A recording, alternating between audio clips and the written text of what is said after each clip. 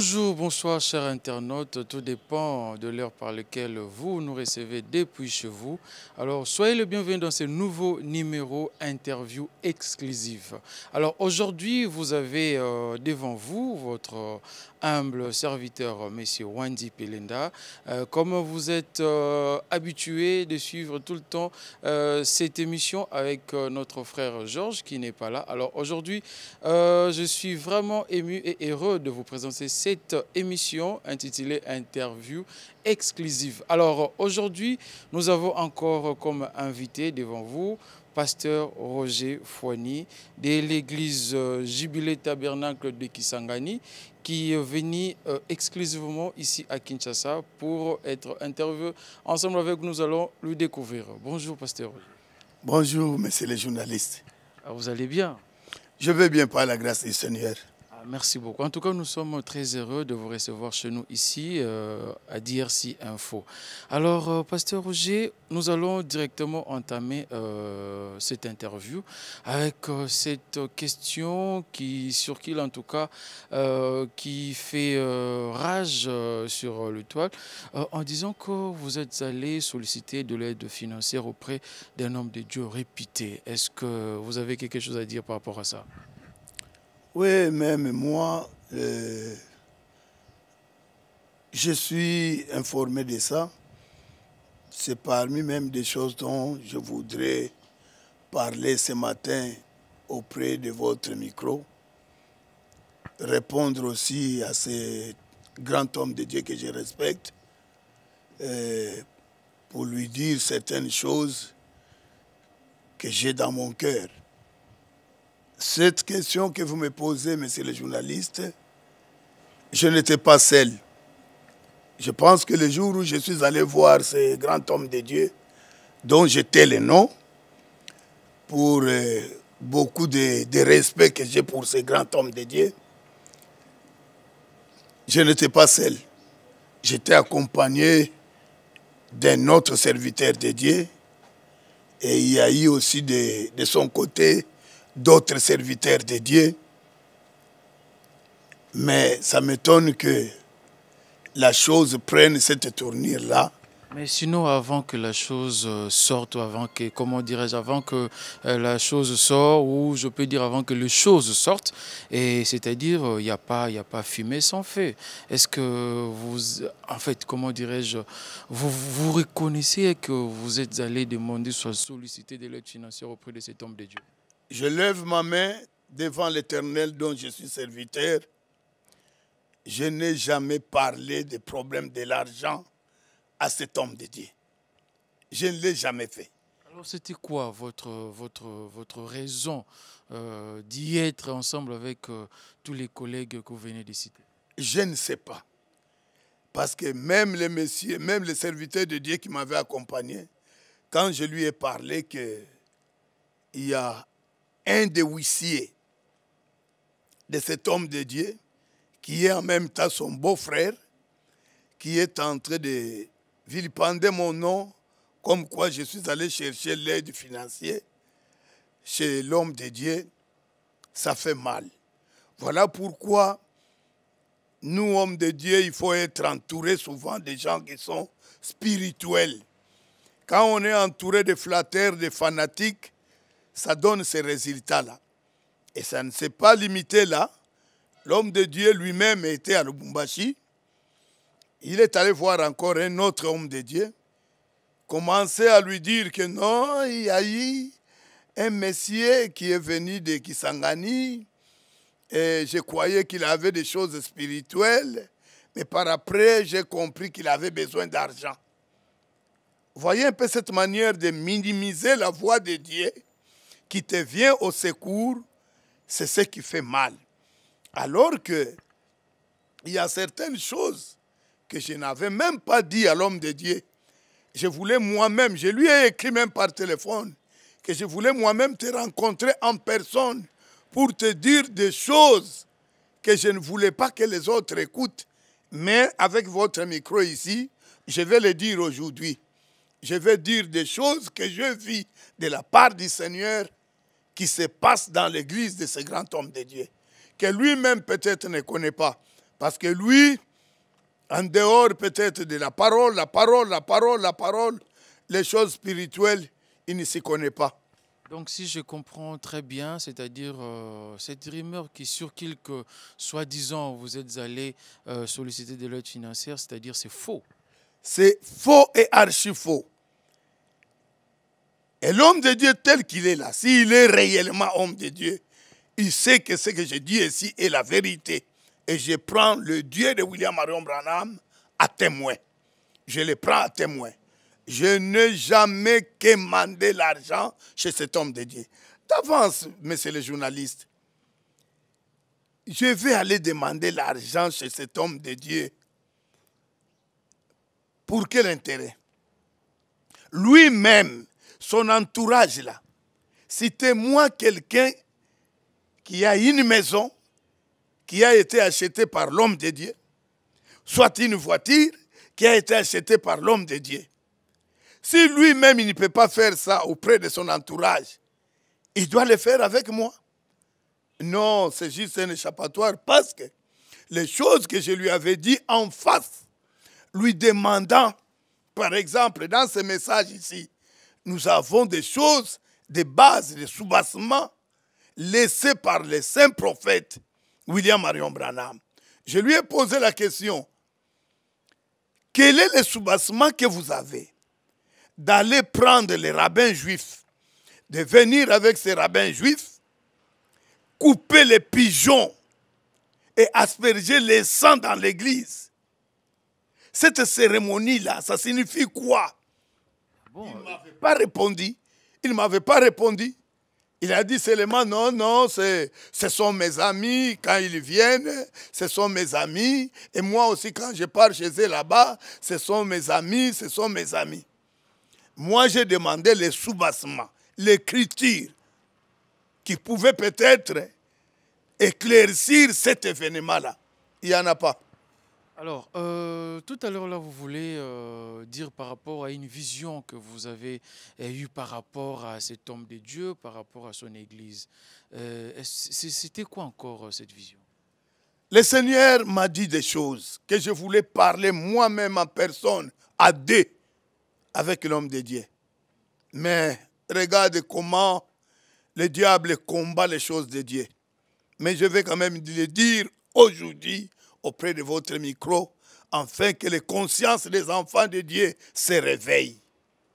Que le même esprit qui avait dit à Jésus que l'esprit du Seigneur est sur moi, je suis venu libérer les captifs, que l'esprit-là ouane ses paroles et que cet esprit-là puisse aller dans le cœur des enfants de Dieu pour leur ouvrir les yeux et ouvrir leur cœur. Le temps de faire le culte de personnalité est terminé. Le temps de s'accrocher derrière les hommes est terminé. Notre pasteur, notre église. Non, non. Ce n'est ni l'église, ni le pasteur qui est mort pour nous. C'est le Seigneur Jésus-Christ qui est mort pour nous. Voilà pourquoi il a envoyé le saint prophète William Marion Branham pour nous attester ces choses. Mais c'est le journaliste. Qu'est-ce que je vis? À l'entrée de l'église de ce grand homme de Dieu, il y avait, à l'entrée principale, le Seigneur m'a fait voir une femme nue, une grosse femme nue, avec beaucoup de cheveux. Sur le front de cette femme ici, était écrit le nom même de l'église. Maintenant, moi, j'ai demandé au Seigneur, Seigneur, mais le nom de cette église, c'est la gloire. C'est ta gloire à toi. Mais comment la gloire doit être sur une femme nue comme ça? Le Seigneur m'a dit, ce n'est pas ma gloire. Il y a autre chose. Ce n'est pas ma gloire. Ça, ce n'est pas ma gloire. Viens, je vais te montrer ce qui se passe dedans. Nous sommes entrés maintenant dans le temple. J'entre dans le temple, je vois du haut de la chair 10 femmes nues, avec le même écritoire du même nom de l'église. Maintenant, l'homme de Dieu était au milieu de toutes ces femmes-là. C'est comme dans un trou. Il n'y a que la tête qui se faisait voir. Et dans les trous là, il y avait plein de caca. Plein de caca. De matière fécale. De matière fécale. Je me suis dit, mais qu'est-ce qui se passe? J'ai couru vite pour secourir l'homme de Dieu. Je suis allé l'attraper par les doigts comme ça. Je l'ai fait sortir du trou. J'ai fait fuir toutes ces femmes-là. Et je l'ai fait sortir du trou. Et il était plein de caca. Je l'ai amené au robinet pour le nettoyer. Je l'ai nettoyé. Et j'ai pris l'huile d'olive. Je l'ai imbibé tout le corps. Et j'ai commencé à prier pour lui. J'ai commencé à prier pour lui. Et je suis sorti de la vision. Je me suis dit, mais qu'est-ce qui se passe, Seigneur? Jusqu'aujourd'hui, je n'ai pas eu de réponse. Mais quand je vois des histoires comme ça, l'homme de Dieu part à Lubumbashi, dire à un autre homme de Dieu que non, moi je suis allé chercher l'argent. Non, non, je commence à comprendre certaines choses. Je lui ai écrit même un texte, un texto, sur son téléphone, que je suis au courant de tout ce que tu es allé dire à Lubumbashi chez un homme de Dieu. Comme quoi, moi je suis venu chercher l'argent chez vous. C'était la nuit ou le jour. Je n'ai jamais cherché l'argent chez vous. Et il n'a pas confirmé cela. J'ai parlé. Après, il m'a appelé. Quelque temps après, j'ai décroché, j'ai parlé avec lui. Je lui ai dit, révérend, où est-ce que nous nous sommes vus? Soit en privé, soit par intermédiaire de qui que ce soit, où je suis venu demander l'argent chez vous. Ça fait mal. Je lui ai traité même de menteur. Je lui ai dit, s'il y a un grand menteur que je connais, par rapport à tout ce qui vient de se passer, c'est vous. Il a dit, vous m'injuriez. J'ai dit, je ne vous injurie pas. J'ai qualifié l'esprit de mensonge. Parce que moi, je ne suis pas venu demander l'argent chez vous. Et à la place peut-être d'être humble et de se repentir, non, non. Comme ils sont devenus comme des dieux, et pour eux, nous avons fait beaucoup avec Dieu. Le ciel nous est assuré, alors qu'ils se trompent. Ils se trompent. Merci beaucoup, pasteur. Donc déjà là, le mensonge a pris place. On sait tous que non, le père du mensonge, c'est Satan le diable. C'est Satan le diable. Donc c'est lui le père du mensonge. Et vous avez parlé par rapport que, soi-disant, le rumeur et tout, et la vision et tout consort. Est-ce que pouvez-vous nous révéler les noms de ces grands hommes de Dieu? Non, non. Ceux qui sont spirituels comprendront de qui je parle. Ils comprendront. Les enfants de Dieu vont comprendre de qui je parle. Mais pour l'honorer, avec le respect que j'ai toujours eu pour ces grands hommes qui ont vécu avant nous, qui a même l'âge de mon père, j'aimerais taire son nom. Mais je sais que les enfants de Dieu vont comprendre de qui je parle. Taire son nom, c'est bien bon. Mais moi et les téléspectateurs qui nous suivent, les chers internautes qui nous suivent, ils sont en tout cas excités de savoir c'est qui cet homme de Dieu qui a fait circuler votre nom dans le mal et tout consort. Mais c'est les journalistes, comme je venais de le dire tantôt là, même les internautes, même tous les téléspectateurs, qu'ils souffrent un peu de ça. Mais s'ils suivent mes émissions, ceux qui suivent mes émissions savent de qui je parle. D'accord, pasteur. Alors, on va aller un peu mollo par rapport à certaines choses. Oui. Nous voyons aujourd'hui, il y a pas mal des églises. À ce que moi je sache, la religion, c'est l'homme à la recherche de Dieu. Et le christianisme, c'est Dieu à la recherche de l'homme. Même voir qu'il est écrit dans un passage biblique que par la grâce de Dieu que nous sommes appelés enfants de Dieu. Amen. Vous voyez? Alors aujourd'hui, pasteur, essayez un peu de nous dire quelle est la mission de l'Église dans le monde. Parce qu'aujourd'hui, il y en a pas mal des églises, mais les gens ne se répondent pas. Il y en a pas mal des églises, mais il y a tout le temps de mauvaises choses, de mauvaises pratiques qui se font. Il y a l'homosexualité dans l'église, il y a les crimes dans l'église, il y a le fétichisme dans l'église. Toutes les mauvaises choses aujourd'hui, tozo kutango na église. Alors, pasteur, essayez un peu de nous expliquer c'est quoi et quelle est la mission, la vraie mission de l'Église dans le monde. Monsieur le journaliste, je vous dirais ceci. Dans l'armée, on a toujours dit qu'il n'y a pas de mauvaises troupes, il n'y a que de mauvais chefs. Quand vous avez devant vous un homme qui prétend peut-être vous amener à Christ, et à la place de vous amener à Christ, il vous amène à lui-même. Vous savez, j'ai sauté quelque chose dans la vision. Le Seigneur m'a dit que c'est cette femme qui domine sur cette église. Vous voyez un peu? C'est cette femme qui domine sur cette église. C'est ainsi que vous verrez, même dans cette église-là, il y a des braves gens. Il y a des enfants de Dieu, des filles de Dieu. Mais dès qu'ils arrivent là, ils sont inoptisés. Ils n'ont pas de force de parler. Même s'ils voient le mal, ils n'ont pas la force de parler. Ils sont comme des gens envoûtés. Donc ils sont dominés. Ils sont dominés par la puissance de cette femme-là.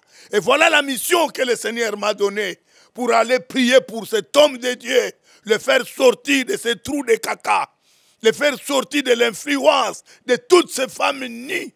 Déjà là, il dit que vous êtes allé chercher de l'aide financière chez lui. Est-ce qu'il acceptera de venir vous voir pour que vous priez pour lui? C'est ça maintenant le problème. C'est ça le problème. C'est ça le problème. C'est ça le problème, monsieur le journaliste. Mais non, quelle est la vraie mission de l'Église dans le monde? La vraie mission de l'Église dans le monde, c'est présenter aux gens Christ. Faites de toutes les nations mes disciples, pas les disciples des pasteurs, les disciples du Seigneur Jésus-Christ. Aucun pasteur dans ce monde ici n'est mort pour nous. Non. Amenez les gens à Jésus. Et Jésus aujourd'hui, c'est la parole. Amenez les gens à comprendre le message de leur temps, le message de l'heure. Quand ces enfants-là vont comprendre le message de l'heure, ils auront la vraie adoration. Mais aujourd'hui, les gens sont dans des histoires telles que vous venez de l'énumérer là, dans des fétichismes, dans l'homosexualité. L'homosexualité. Pour votre information, quand j'avais fait la première émission, il y a même des frères de cette église, de cet homme de Dieu, qui m'ont appelé, qui ont dit, j'ai prié pour des sœurs qui sont des lesbiennes dans cette église, j'ai prié pour des frères qui sont des homosexuels dans cette église. Mais lui-même ne connaît pas. Lui, il ne connaît pas.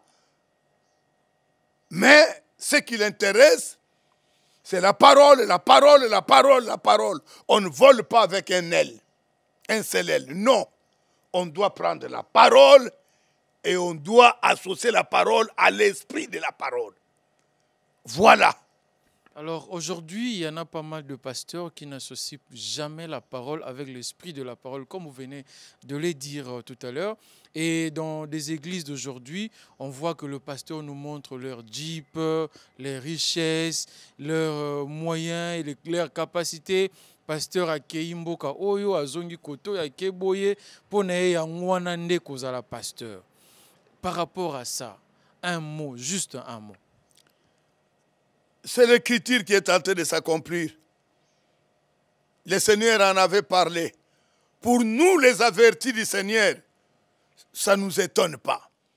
On devait voir toutes ces histoires-là. C'est là où je veux que les enfants de Dieu se réveillent. Quand vous voyez votre pasteur ne pas faire encore ce qu'il faisait avant, sachez que Dieu a terminé avec lui. Sortez du milieu de cet homme. Dieu a déjà terminé avec lui. Il n'y a plus rien. Le gin, l'orange n'a plus de jus. Sortez de cette église.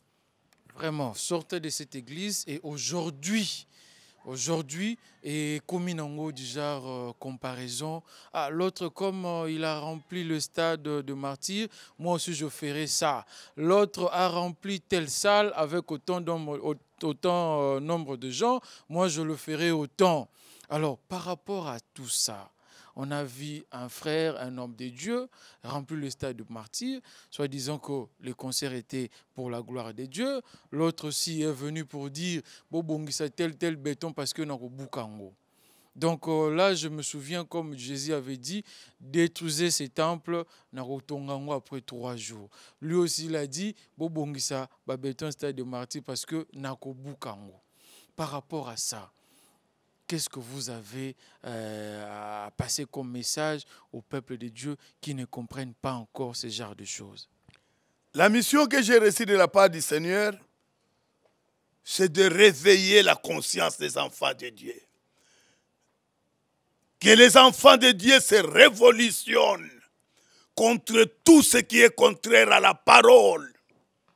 Que les enfants de Dieu se réveillent. Ne soyez plus fanatiques des gens. Ne soyez plus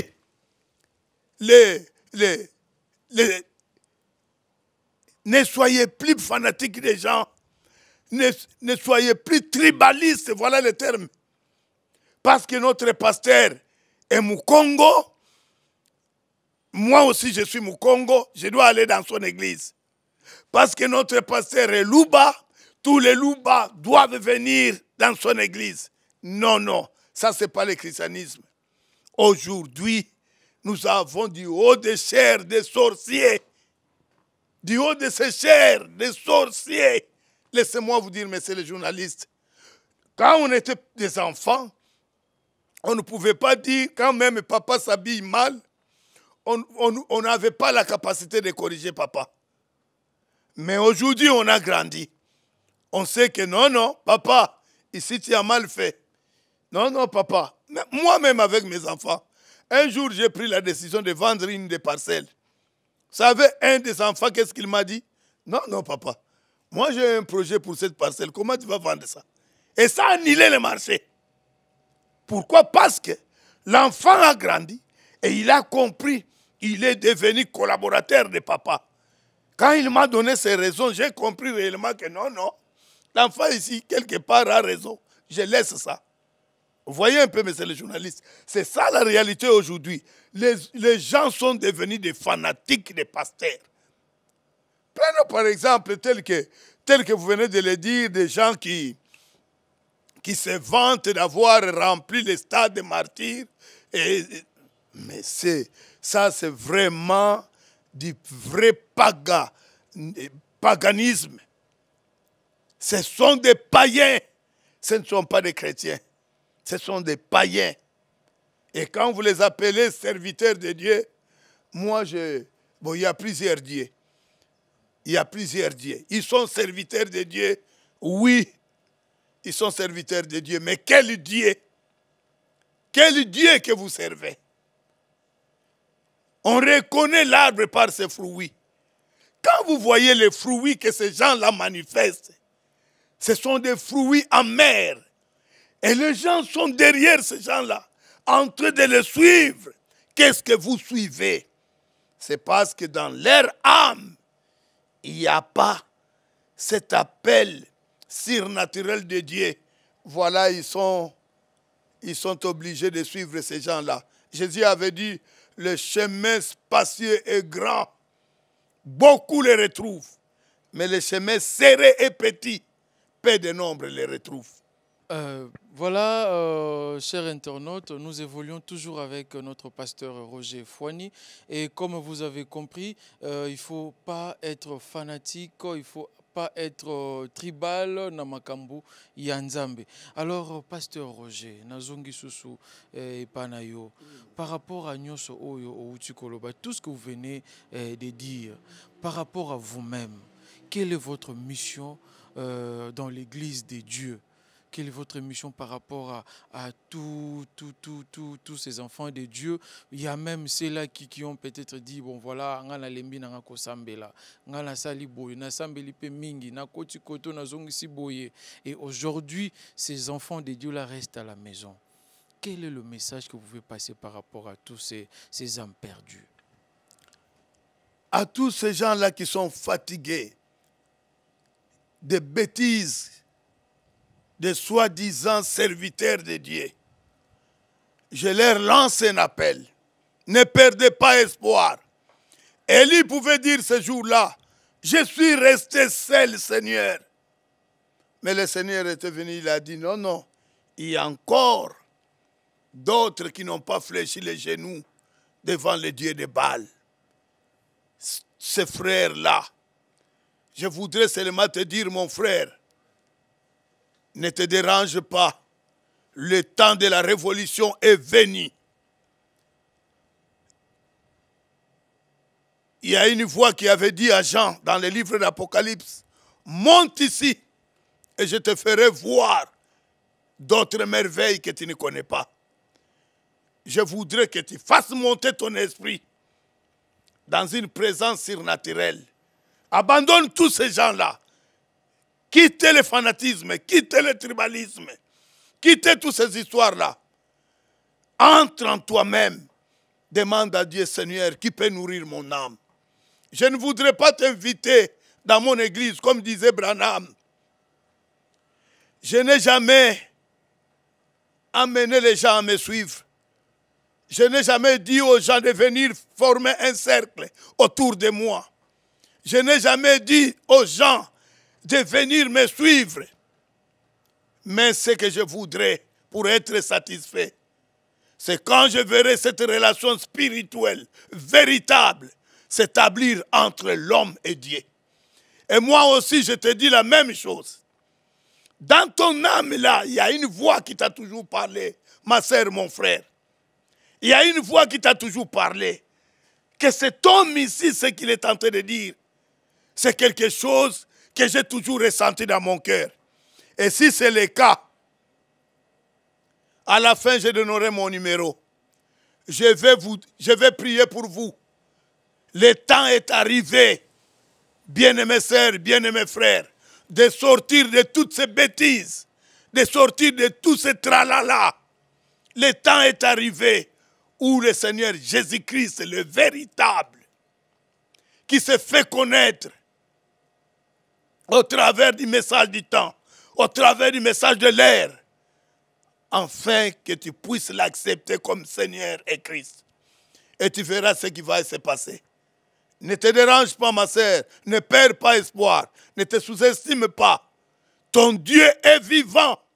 Ton Dieu est vivant. Merci beaucoup, Pasteur Roger. Le Dieu de ces âmes-là est vivant. Alors, Pasteur Roger, essayez un peu de nous expliquer, c'est quoi votre combat ou votre lutte? En fait, vous luttez contre quoi et pourquoi? Je lutte contre quoi et pourquoi? Je lutte pour l'éveil de conscience des enfants de Dieu. Ils ont été tellement mentis. Ils ont été tellement escroqués. Vous savez, nous avons grandi dans le message ici avec des tendances. Il y a le diokisme et le baroutisme. Sinon, Si je peux dire ça comme ça. Sinon, j'avais aussi une question par rapport à ces tendances-là. Laissez-moi vous dire, il y a le baroutisme. Le baroutisme, l'homme de Dieu, le défunt qui est parti, insistait plus sur la spiritualité. Lui, du côté profondeur de la parole, si je suis sincère envers moi-même, il n'y était pas. Mais dans la spiritualité, il connaissait le spirituel. Il n'y était pas. Il connaissait le spirituel. Mais connaître la profondeur de la parole, non, non, ce n'était pas vraiment dans la parole écrite, quoi. C'est ce que je voulais dire. Il n'était pas vraiment dedans. Vous êtes sûr, pasteur? Oui, je sais de quoi je parle. Et le défunt, le fait pasteur Barout n'était pas dans ce que vous dites. Je répète encore mes mots. Il y a eu le baroutisme et le diokisme. Dans le baroutisme, l'accent était plus sur la spiritualité. C'est ce qui l'a mené même à faire de grandes campagnes d'évangélisation, prouver au monde que Jésus-Christ est vivant par la puissance de la parole. Vous comprenez? De l'esprit. Mais de l'autre côté, c'est il est écrit, il est écrit, il est écrit. Alors que la lettre tue, c'est l'esprit qui vivifie. Dans le diokisme, tu ne peux pas te lever dans une église qui a la tendance diokisme prophétiser. Tu seras chassé. Tu seras mal vu. Dans le diokisme, tu ne peux pas te lever là pour dire Dieu m'a dit, Dieu m'a parlé. Pour eux, c'est quelque chose de drôle. C'est comme si Dieu doit parler seulement à leur pasteur. Dieu ne peut pas utiliser un enfant de Dieu, une fille de Dieu, soit dans une vision. Il ne peut pas avoir un parlant en langue, une interprétation, un jugement. Non, non, dans le diokisme, ça n'existe pas. Okay, il ne croit même pas à la campagne d'évangélisation. Allez lui dire que non, avec tous les moyens que tu as, faites une campagne d'évangélisation. Qu'est-ce qu'il va faire comme démonstration? C'est juste peut-être citer Frère Branham a dit, Frère Branham a dit, Frère Branham a dit. Mais donnez-nous la puissance qui est dans ce que Frère Branham a dit. Il n'en a pas. Sinon, en parlant de Frère Branham, oui. Pouvez-vous nous dire quels sont les 3 commandos que Branham a parlé en fait? Ah, vous connaissez quand même que Branham a parlé de 3 commandos. Ah, mais oui, c'est écrit dans ses écritures, voilà. Et il a parlé des 3 commandos. Oui. Quels sont ces 3 commandos? Les 3 commandos dont Branham a parlé, que Dieu te bénisse, je vois que vous êtes vraiment spirituel. Les 3 commandos que Branham a parlé, premièrement, il y a la femme. Deuxièmement, il y a l'argent. Troisièmement, il y a la popularité. Vous savez, messieurs les journalistes, il y a la femme, l'argent, la popularité. Et la popularité. Voilà les 3 commandos qui détruisent les hommes de Dieu. Maintenant, il y a une chose que vous devez savoir. Vous pouvez tomber avec une femme. C'est facile à réparer. Si vous êtes marié, vous prenez votre femme, vous allez chez la femme avec qui vous avez tombé, vous lui dites, chérie, j'avais trahi ton amour à cause de cette femme ici. Et si cette femme aussi est mariée, tu vas aller aussi dire ça à son mari, ensemble avec sa femme se répand à son mari. Voyez un peu. Et si cet homme-là, ce jour-là, il a une machette, je pense que ça va vous apprendre à ne pas commettre ces péchés. Vraiment.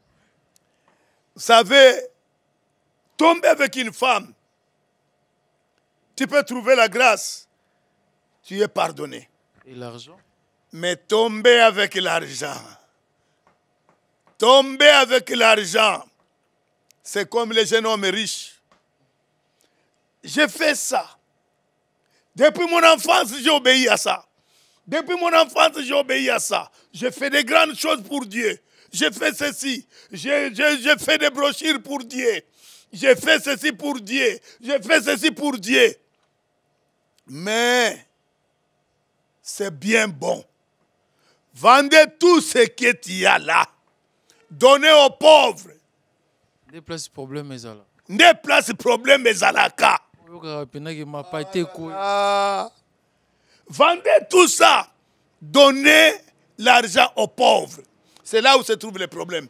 Vous savez, quand nous, on croyait encore les messages, au début là, vers les années 84, 85, 86, Vous savez, les hommes de Dieu, des diokismes et des baroutismes, vous savez qu'est-ce qu'ils nous disaient? Le jour où le Seigneur viendra, si on te trouve avec beaucoup d'argent en banque, alors que les enfants de Dieu, les serviteurs de Dieu sont en train de sillonner le monde, ils sont en train de manger des biscuits, ils sont en train de sillonner le monde dans toute difficulté, traverser dans des pirogues, mais toi avec l'argent en banque, sachez que ce jour-là, quand le Seigneur viendra, tu seras jugé. En tout cas... Attendez, messieurs les journalistes, tu seras jugé.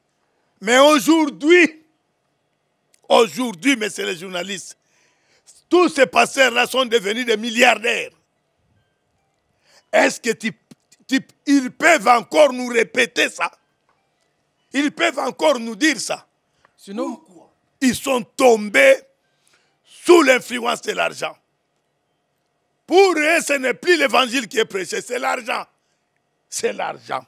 Vraiment, moi, je pense que ça serait encore un autre sujet pour une autre interview. Oui. Parce que là, nous encheminons déjà pratiquement vers la fin de cette émission. Oui. Alors, on aura un autre numéro où on pourrait parler que des 3 commandos que Branham a parlé. Et la alors, popularité. voilà. Parce qu'une fois que vous avez l'argent, c'est la popularité. Oh, grand pasteur, Raison pour laquelle, prêtre, raison pour laquelle, tu sors l'argent, tu jettes.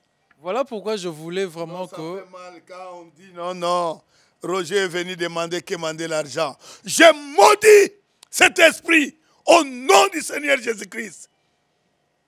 Mais vous avez oublié que même dans la parole, Dieu a dit, à moi la rétribution, à moi la vengeance.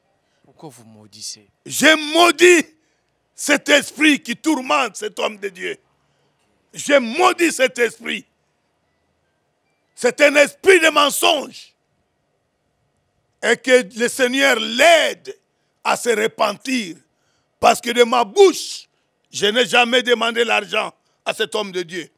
Je lève encore une fois ma main. Je ne l'ai jamais fait. Merci beaucoup, Pasteur Roger. Alors, la dernière question est celle-ci.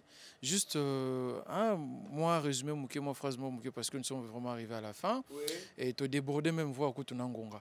Alors, par rapport à ce que le ministère de Justice a prédit dernièrement, que l'église, il faut respecter 500 mètres de distance, que les églises doivent être bien munies de documents, pasteur face à la théologie, et nanani nanana, ba bloc wana nyonso. On a église face à la conseiller juridique, église faut église faut boy. Par rapport à tout ça, est-ce que eza na norme vraiment qu'il faut que l'église soit la bongo? Ça c'est la loi naturelle. Mais il y a une loi surnaturelle. Tout ce qu'il est tenté de dire là vient de la Bible. Il n'est pas en dehors de la Bible. C'est un instrument que Dieu est en train d'utiliser, le ministre de la Justice. Que le Seigneur le bénisse. Je ne sais pas, ils ont quel soubassement. Ils ont trouvé ça où? Dans la vie de Branham? Ou ils ont trouvé ça où?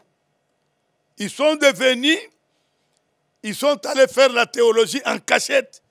Ils sont diplômés en théologie.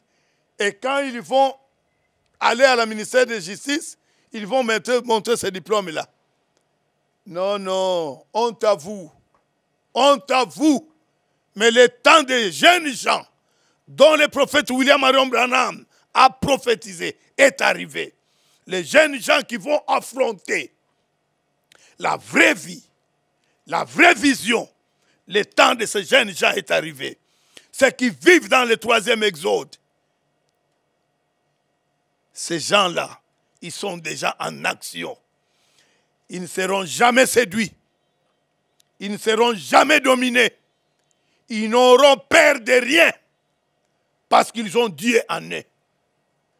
Que le Seigneur vous bénisse. Merci beaucoup, Amen, parce qu'ils ont Dieu en eux. Fidèles téléspectateurs, chers internautes, cette interview exclusive avec notre pasteur Roger Fouani de l'église Jubilé Tabernacle de Kisangani.